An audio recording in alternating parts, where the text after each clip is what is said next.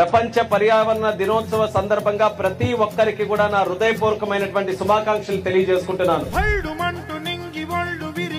ఈ యొక్క కార్యక్రమం మన శ్రీకాకుళం జిల్లాలో మీ అందరి సమక్షంలో ఈ రోజు చేసుకోవడం నాకు ఎంతో ఆనందంగా ఉందని కూడా ఈ సందర్భంగా తెలియజేస్తున్నాను.